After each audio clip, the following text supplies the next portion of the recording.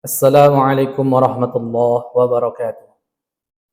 Alhamdulillahi wahdah wassalatu wassalamu ala Rasulillah wa ala alihi wa sahbihi wa mawalah la haula wa la quwata illa billah. Amma ba'd. Bersyukur kepada Allah, berselawat kepada Rasulullah Muhammad sallallahu alaihi wasallam. Kiranya kita semua mendapat syafaat yaumil akhir kala amin ya rabbal alamin. Para pemirsa kaum muslimin dan muslimat dimanapun Anda berada, pada kesempatan yang penuh dengan keberkahan ini, topik kita pada kesempatan ini adalah mendidik dengan zikir. Syekh Muhammad Naqib Al-Attas menulis sebuah buku yang berjudul The Nature of Man and the Psychology of the Human Soul. Mengungkapkan bahwa manusia itu terdiri dari dua dimensi, yakni dimensi materi atau jismiyah dan dimensi non-materi atau ruhiyah.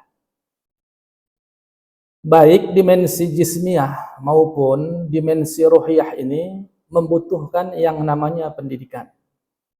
Oleh karenanya, pendidikan itu sendiri merupakan sebuah proses. Sementara mendidik itu merupakan bentuk kata kerja yang bermakna memelihara dan memberi latihan, ajaran, tuntunan mengenai akhlak dan kecerdasan pikiran. Hadirin yang dimuliakan Allah Subhanahu wa taala. Dalam Al-Qur'an maupun hadis banyak sekali terdapat terminologi yang berkaitan tentang pendidikan atau mendidik. Di antaranya ada 3. Yang pertama tarbiyah, kemudian ta'lim, dan ta'dib.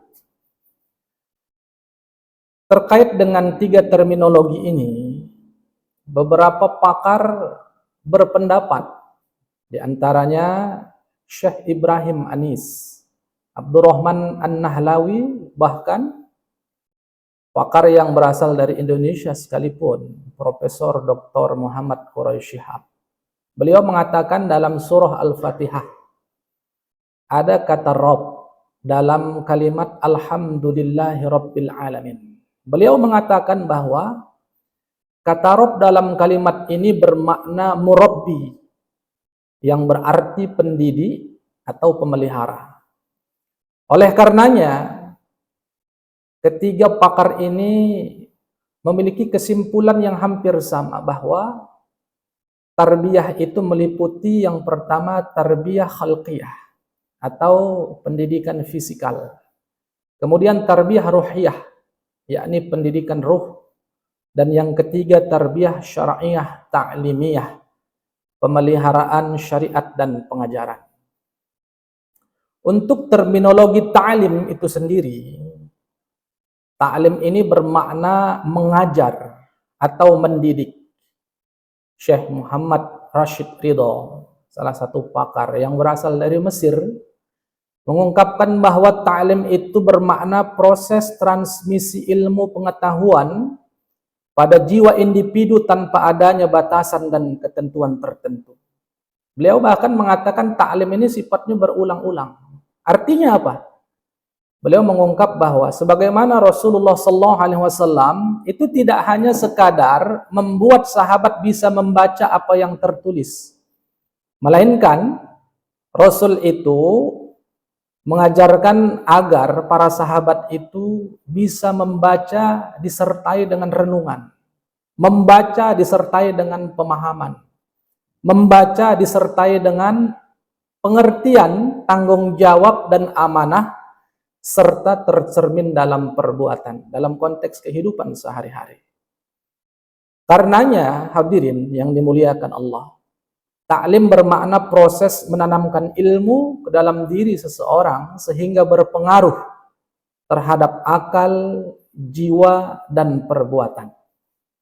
Selanjutnya terminologi yang ketiga, Syekh Muhammad Naqib Al-Attas, seorang guru besar di Istak di Malaysia, mengatakan bahwa terminologi yang dekat dengan pendidikan itu adalah ta'dib. Karena beliau berangkat dari salah satu hadis Nabi, "Ad-dabani Rabbi fa ahsana ta'dibi." Bahwasanya Rasul katakan bahwa yang mendidikku itu adalah Allah Subhanahu wa taala, dan Allah lah yang membaguskan adabku. Maka beliau agaknya lebih sepakat dengan terminologi ini. Di samping itu beliau mengatakan bahwa ta'dib itu mengandung ilmu, kearifan, keadilan, kebijaksanaan, pengajaran, dan pengasuhan yang baik.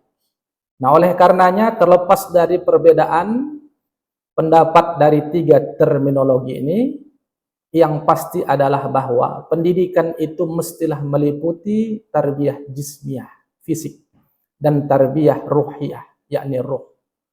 Karena beberapa pakar juga mengatakan bahwa memang manusia ini terdiri dari dua dimensi tadi, yakni dimensi fisik yang terdiri dari daya gerak, kemudian dimensi ruh yang terdiri dari akal, qalb, dan nafs. Esensi dari manusia itu sendiri adalah ruh. Oleh karenanya antara pendidikan dan ruh ini saling berkaitan satu dengan yang lainnya. Pemirsa, kaum muslimin dan muslimat dimanapun Anda berada. Kemudian ada kata zikir. Sebagaimana telah disebutkan bahwa zikir itu mengandung makna yang sangat universal. Disebutkan setidaknya 267 kali di dalam Al-Quran dengan berbagai derivasinya. Ini menunjukkan bahwa zikir ini merupakan sesuatu yang penting dalam kehidupan manusia. Hasan al-Banna, seorang tokoh yang berasal dari Mesir, mengatakan bahwa zikir bukanlah ucapan lidah semata, melainkan taubat pun itu termasuk zikir. Beliau katakan menuntut ilmu yang diridhoi Allah Subhanahu wa taala juga termasuk zikir. Dan bahkan beliau katakan tafakkur adalah zikir yang tertinggi. Jadi kesimpulan awal ini adalah setiap usaha yang dilakukan untuk mendekatkan diri kepada Allah Subhanahu wa taala itu termasuk dalam kategori zikir. Dalam berbagai ayat Al-Quran disebutkan bahwa zikir dan pendidikan itu selalu berkaitan. Zikir selalu dikaitkan dengan ilmu dan para ahli ilmu. Konsep berzikir dalam Al-Quran juga selalu berhubungan dengan akal atau cara berpikir manusia. Jadi figur ulul albab yang sesungguhnya adalah pribadi yang selalu mampu mengimplementasikan antara zikir dan ilmu dalam tataran praktikal, yakni tataran kehidupan manusia itu sendiri. Allah Subhanahu wa taala berfirman, "Qul hal yastawil ladzina ya'lamuna wal ladzina la ya'lamun. Innama yatadzakkaru ulul albab." Katakanlah wahai Muhammad, apakah sama orang-orang yang mengetahui dengan orang-orang yang tak mengetahui? Sesungguhnya hanya ulul albablah atau orang yang berakal sehatlah yang dapat menerima pelajaran. Hadirin kaum muslimin wal muslimat dimanapun Anda berada. Ayat ini menggambarkan begitu pentingnya berakal, begitu pentingnya berzikir. Sebab berzikir tanpa mendayagunakan akal mengakibatkan kita tidak memahami kebesaran dan keagungan Allah Subhanahu wa taala. Maka konsep antara zikir dan pendidikan dalam hal ini memberdayakan akal haruslah menyatu, haruslah terintegrasi antara keduanya dan tidak boleh dipisahkan. Dengan zikir akal manusia akan teredukasi. Dengan zikir qalb dan nafs manusia akan semakin terdidik dan terarah. Karena dengan zikirlah manusia akan semakin dekat dengan Allah Subhanahu wa taala. Terakhir, dalam Musnad Imam Ahmad bin Hanbal disebutkan satu ketika Rasulullah sallallahu alaihi wasallam pernah mengajarkan satu zikir kepada Sayyidina Ali bin Abi Thalib radhiyallahu an. Zikir ini oleh para ulama disebut juga dengan zikir solusi. Artinya apa? Ini zikir yang apabila dibaca maka akan mendapatkan solusi langsung dari Allah Subhanahu wa taala atas setiap permasalahan yang dihadapinya. Adapun lafaz zikirnya yakni la ilaha illallah al-halimul karim subhanallah wa tabarakallah rabbul arsyil azim walhamdulillahi rabbil alamin. Maka hadirin kaum muslimin wal muslimat dimanapun Anda berada, antara zikir dengan pendidikan ini sangatlah terkait erat. Oleh karenanya manusia yang terdiri dari dua dimensi tadi haruslah dididik dengan cara mendekatkan diri kepada Allah Subhanahu wa taala. Kiranya Allah tunjukkan kita ke jalan yang benar. Wallahu a'lam bishawab.